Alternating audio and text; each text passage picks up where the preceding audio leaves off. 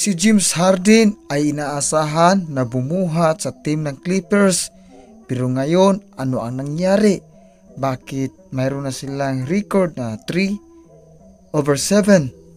Tatlo ang win at mayroong 7 na losses. Ang inaasahan na bumubuhat sa kanilang team ng Clippers ay naging pabigat na ngayon sa kupunan ng Clippers. Kung tingnan natin sa kanilang kupunan, matatawag natin ang Clippers na isang solid pundasyon dahil nandyan na ang Big Four, si Leonard, si Westbrook, si Harden, si Paul George. Ayon kay James Harden sa kanyang interview, siya ay naging system sa paglalaro sa kupunan ng Clippers at sa mga sports analyst ay naging problem sa kupunan ng Clippers. Ang mainit na uusapan na siya ay bumubuhat sa team ng Clippers ay nauuwi sa sunod-sunod na talo. Ang ginaanan sa kupunan ng Clippers sa kamay na James Harden. Mayroon na silang 5 losing streak.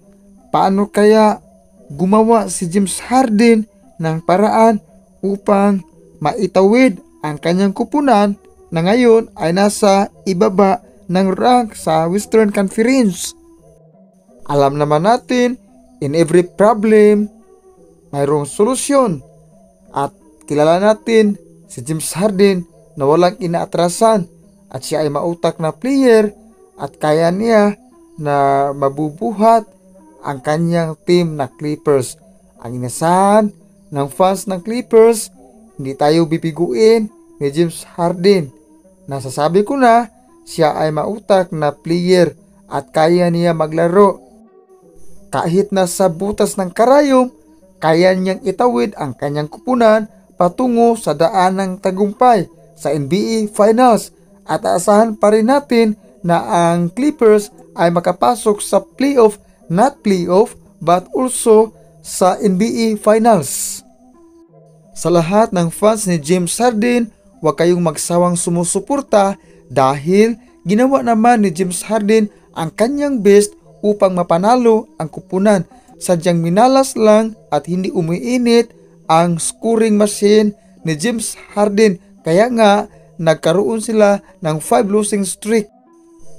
Yung 5 losing streak ni James Harden kayang palitan ng 20 win streak. At ating aabangan kung ano ang kayang ipapakita ni James Harden para lang manalo ang Clippers. At sa huli, huwag tayong humuhusga ni James Harden. Alam naman natin na kaya niya ang kanyang tungkulin sa kupunan ng Clippers.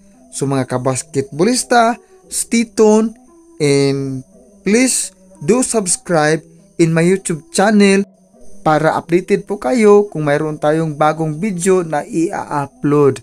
Maraming salamat sa panonood. See you mga ka-famous!